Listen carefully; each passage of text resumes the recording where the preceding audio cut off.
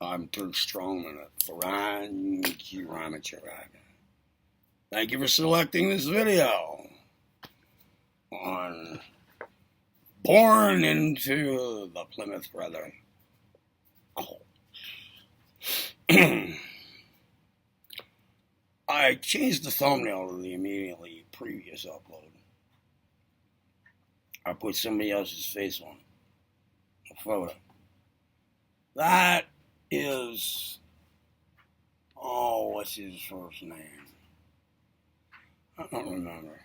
It's somebody, John Gardiner, Gardiner.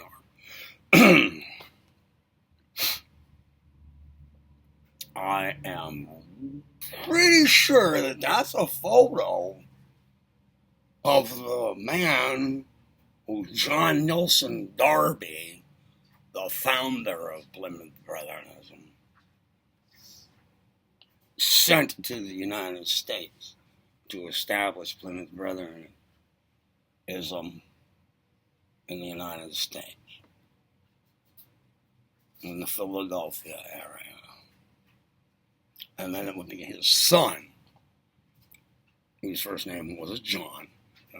His dad's middle name was John, right? The one whose photo you see. The name changed, the spelling, the last name. They took the I out to just Gardner, a more Americanized version of it. And the son, John, married. No, wait a minute. The first guy married over here and had a son, John, right? Okay. And the last name spelling was changed to just Gardner. And that was my father's uncle. And those two men, especially the father, were big shots in Plymouth Brethrenism in its origins, the early days. The father wrote quite a bit. He put together a hymnal, and so on. My father had a lot of books, a box full of books. I kept a few of them, just for the hell of it. Written by him, and a few other of the very early, men who wore the big pants. There was one guy named Coates. They wrote down, they established the Plymouth Brethren doctrine. And by the way, did you ever hear of the rapture? The coming rapture?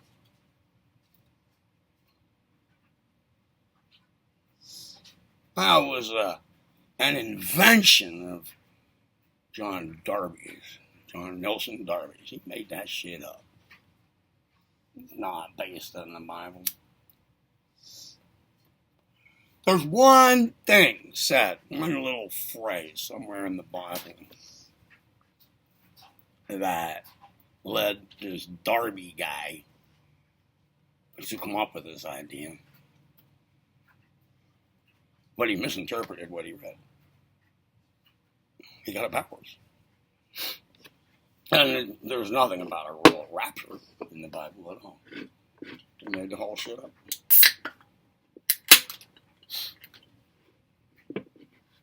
Was he a scholar? No. When it came to being a scholar, any education after high school was severely frowned upon by the Plymouth Brethren.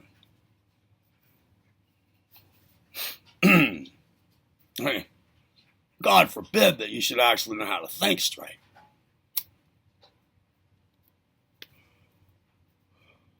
Their reasoning for this was that you get into college and you're going to have to study science. And they're not going to teach you about the Word of God in college, for goodness sakes. No, that's not part of it. They're going to turn you against God. They're going to teach you that God is not real. There is no God. They're going to teach you Darwinism, a theory of evolution, for goodness sakes. They're going to teach you to think against creation, God's creation. They're going to turn you against God. That's what it's going to do. But when any of these Plymouth Brethren, men of God, needed an accountant, or a lawyer, or a doctor,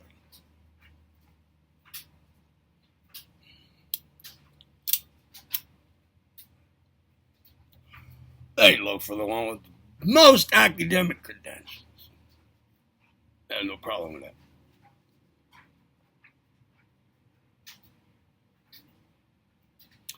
Military?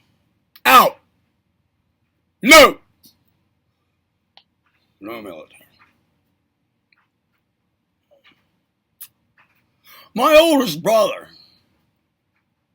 during the Vietnam War, he just wanted to piss Dad off. He went and enlisted in the Marines all by himself. Oh, did that piss my dad off. Oh, did that piss my father off. But he didn't excommunicate my brother for it. Turn him out. Have him tossed out of the meeting, the assembly. Because that was his firstborn.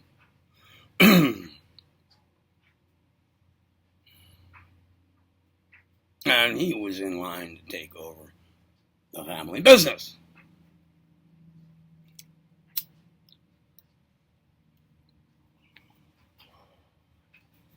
So, it pissed my dad off something terrible. But when the next brother, the one who's dead now, and I'm glad about it. I'm glad about my father being dead now. When he wanted to go in the military, no. He had to be a conscientious objector.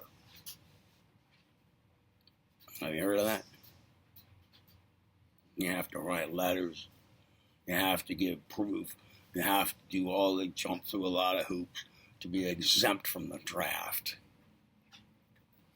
And there was still a draft. Now, my oldest brother, he went and enlisted in the Marines as a reservist. He didn't want to go to war. He just wanted to piss Dad off. He wanted to go in the most badass branch, the Marines, just to piss Dad off. To be trained to be a warrior. But he didn't really want to go to war. So before he got drafted, before his number even had a chance to come up, he went early and he enlisted in the reserves. Then my next brother, wasn't going to have any of this shit happen. Not like with the firstborn.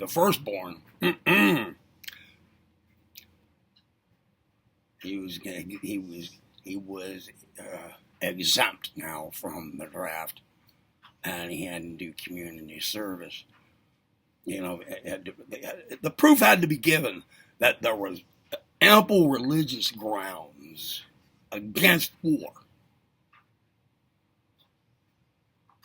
to be exempt. And, he became a conscientious objector. That pleased my dad. But when I came along, I enlisted in the Navy. I was uncontrollable by my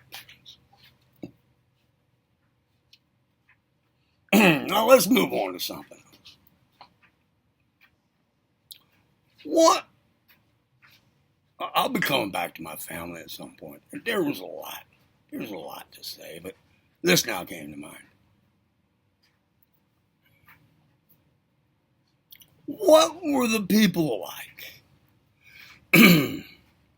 What were the people on my dad's side of the family like? What were the people like who went to the meeting room in Enola, Pennsylvania, on Tower Road, the little meeting room that my father built.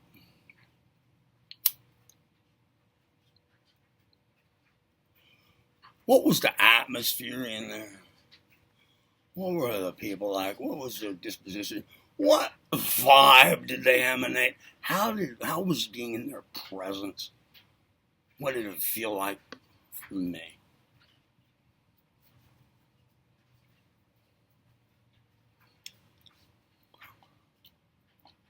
I never liked the way they felt. I never liked them at all. There was something very depressing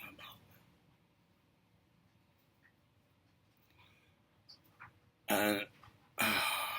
And the way they controlled my behavior, my thoughts, how I felt, what things I said was disgusting.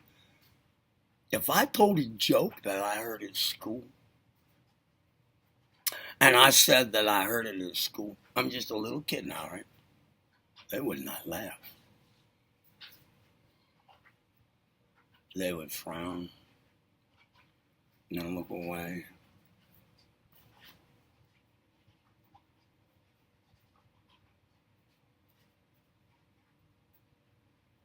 Now, if my father told a joke about niggers, that was funny.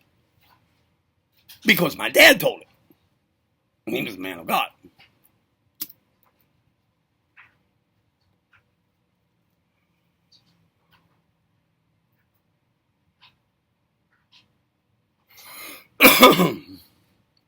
These people seemed, when I learned about a thing like mental illness, they emanated mental illness.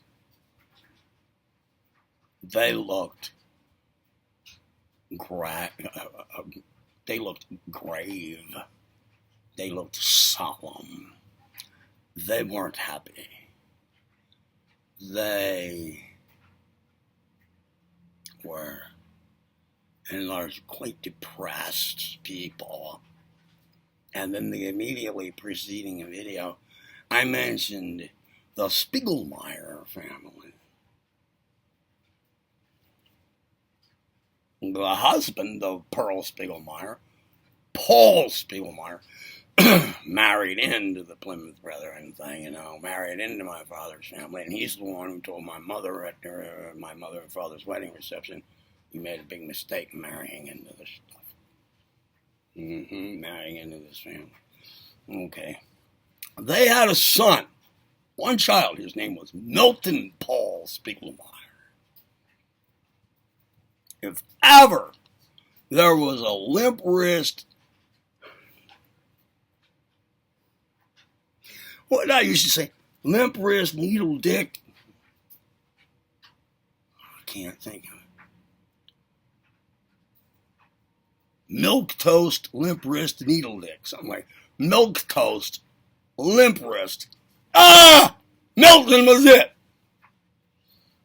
Pearl, my father's aunt, made him that way. He went completely out of his mind and spent the last half of his life, at least a third of his life in a state mental hospital.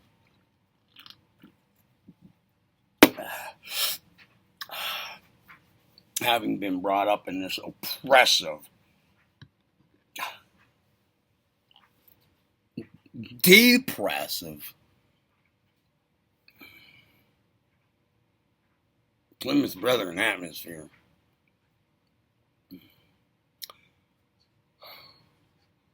There was a specific day when he went completely nuts. He just never pulled out of it. And I know the day it happened. Now, there was a lot that led up to it, sure. But the straw that broke the camel's back for Milton Paul, milk toast, limp dick, needle fuck, weasel fuck, that's what it is. Limp wrist, milk toast, weasel fuck. Milton Paul Spiegelmeyer, the person who put the straw on the camel's back and broke Milton was me. This is how well he was equipped to handle life. All based on the Bible and the Word of God now. Okay. At young people's meetings, young people's gatherings, once a month, at one of the meetings, families' homes. Sometimes it was at our home. Sometimes it was at one of the other homes. It was called a young people's gathering. But it wasn't just for young people. Everybody would come. Everybody and all their kids. Excuse me. And there'd be, some games, and there'd be dinner, big event. And after dinner, everybody would sit, like in our living room. There'd be 40 or 50 people crammed in there. The rest of the evening would be spent singing hymns, reading the Bible, discussing stuff.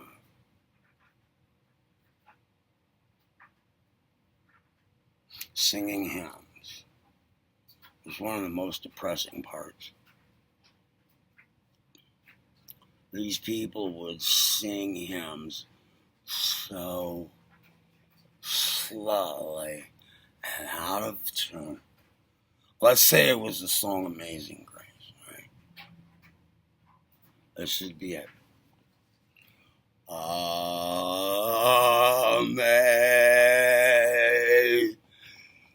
Amazing grace, how sweet the sound, or whatever. It was terrible. It was so terrible. So terrible. Nobody was a leader. One of the men who'd been accepted into the meeting would choose a hymn from our little hymn book, the little flock hymn book. Hymnal. Or if there was a prayer after a song they sang, one of the men would stand up, let us pray. And it would drone on and on, 10, 15 minutes. And then after that, everybody would have a solemn expression. It was almost like being at a damn funeral. And then somebody would say, let us turn to Leviticus. The book of Leviticus, chapter 3, verse 12. Oh my God. It was awful. But, after that, my father would put on a show. See, my father, earned a little bit of money in his business. We would go on vacations, at least once a year during the summer. He had a Super 8 movie camera. And he would make a lot of movies, a lot of home movies on our vacations. We'd go to Canada. We'd drive through the United States. A lot of places we went. And he would bring a reel to every one of these gatherings. And this would be before everybody would go home. And everybody would love to watch these things. There was no sound. Poor color. Nobody else had one of these cameras. Not back then, no. Now it was high tech. My father was the man. So he would kind of like tell everybody what we're looking at now.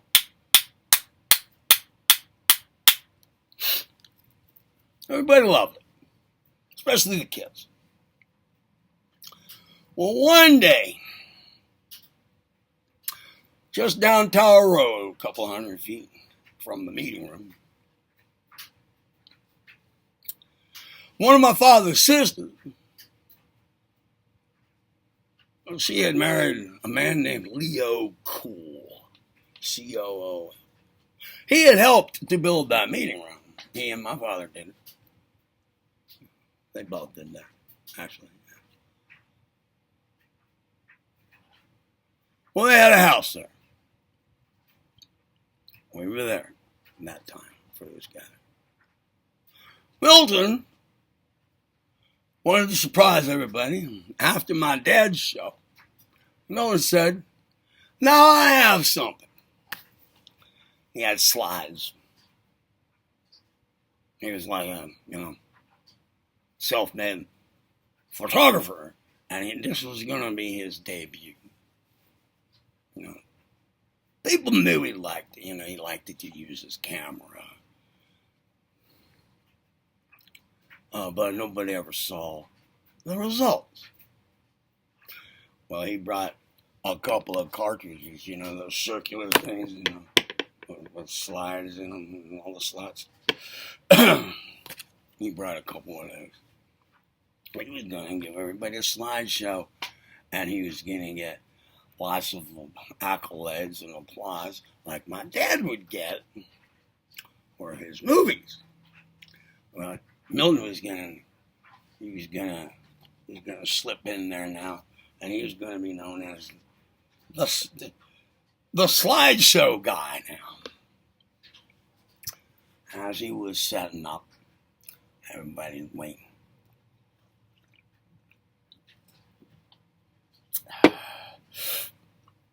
I stood up and I said, "Mom, I want to go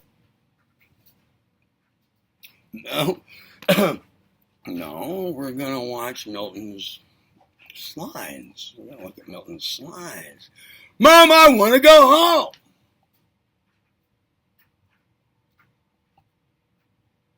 "No, sit down, son.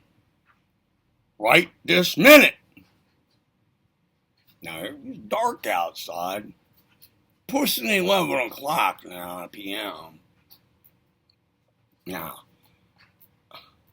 we weren't, us kids, we weren't supposed to go outside. We're all inside here. We're together,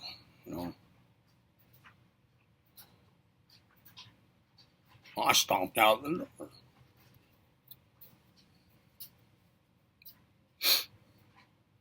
So everybody decided, well, I guess it's time we all go home, man.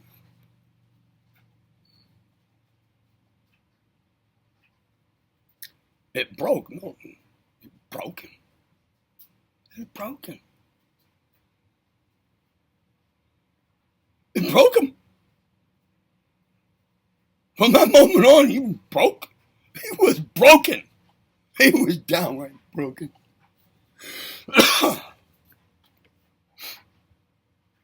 Starting at just a few days later, he was taken to some doctors, he was taken to some psychologists, he was taken to all these people with college education, some graduate degrees, professional degrees, Finally, about 2 months later, there was a diagnosis.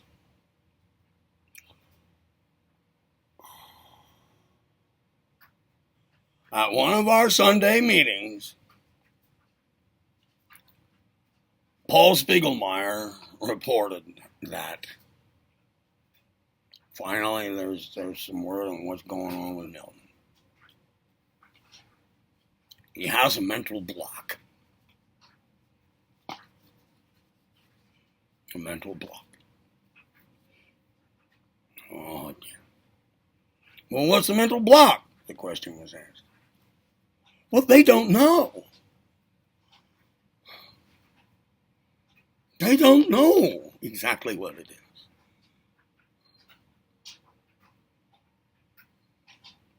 Poor Milton.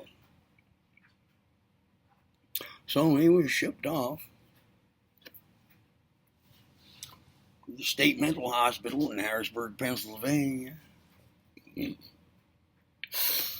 7th and McClay Street. He was there for a long time.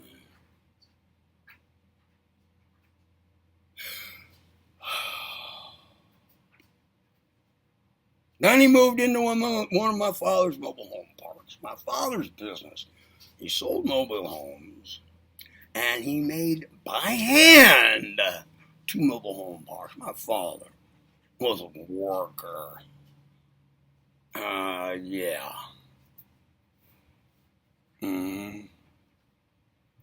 Milton moved in to the mobile home where he had grown up in. Milton, when my father built the second mobile home park, which, by the way, I live in right now. A little 8-foot wide mobile home is still here, I think. Well, he moved into that. His parents were now dead, and he had it all to himself.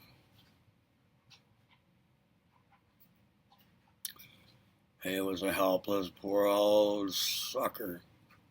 Man. Well, the day that he needed to be put away again. Well, my brother had taken over the business and bought it from my father. Finally, my dad had it for some 25 years, something like that. And my brother bought it, the oldest brother. The one who was being groomed for this all the while. Us other 2 didn't get shit. Alright. Well, I didn't want it. I told my dad I don't want any. I don't want it. I'm not interested. Alright. So listen. My brother had to go over to Milton's mobile home because somebody called and reported that water was pouring out from under the back door, pouring out under the mobile home, pouring out under the front door. Water. So my brother went and knocked on the door. No answer. But Milton's car was there, although he never drove it.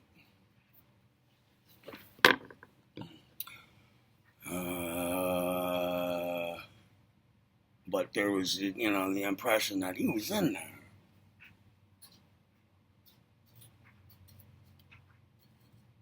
I mean, whenever he went out, he would walk and people would see him because he was a sickly-looking person.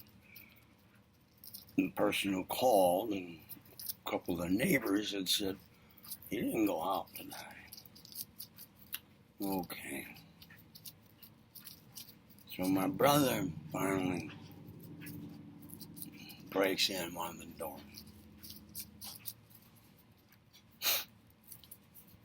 Calls Milton's name. No answer. But the entire place had water in it. And it was coming from the bathroom. You look back to the hall. So my brother goes back there. And he looks in the bathroom. And there was Milton. Milton, milk-toast, limp-wrist, needle-dick weasel fuck. Standing naked in the bathtub. No shower curtain. He had the plug in the drain. And he had torn off the shower head. And the water was running full blast. And he had taken off the knobs that operated. And he was just standing there, pouring out this pipe where the shower head had been. Tub was overflowing. Whole place was overflowing. How long he'd been standing there like that? Don't know. He wouldn't respond. He had nothing to say. He wouldn't even move. He was just rigid.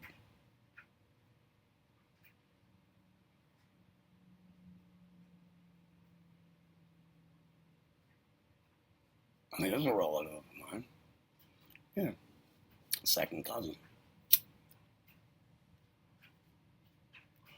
Because Aunt Pearl was my great aunt. Didn't that make her son my second cousin? What were the people like?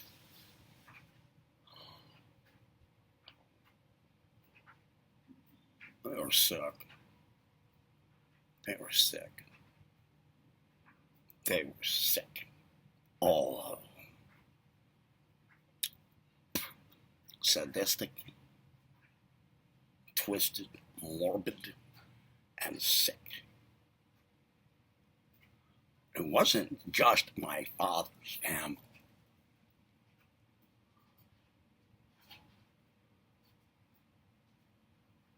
Well, you see,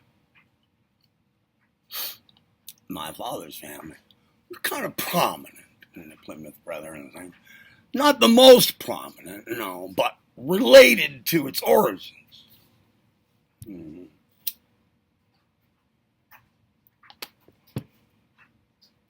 They were people of God. Mm-hmm. Yes, they were. They were all sickos, and I couldn't stand being around them. They did not feel right to me. They just did not feel right to me. They turned my stomach. They always did, as far back as I can remember. Even as a little child, I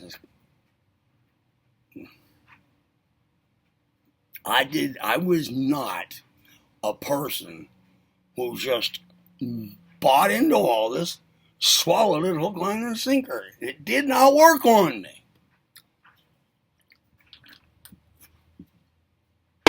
But it had a very powerful effect on me. And we'll get into that more. Right now, I think it's time to... And this video, where are we? 33 minutes, 21 seconds. All right, it's time to say ciao for now. Oh, you guys. Oh, I have a lot more to tell you about the damned Plymouth Brethren. Oh, do I ever. Ooh, you better stick around. And if you haven't subscribed to this channel yet, you're going to hell. It's that joke again from the previous video. Do it now. Activate the notification bell feature so that you can be apprised of my new upload. Share the joy of this channel by giving this video a thumb up. And thank you for selecting this one. I'm Dirk Strawman at the Amateur Rocker. Be sane.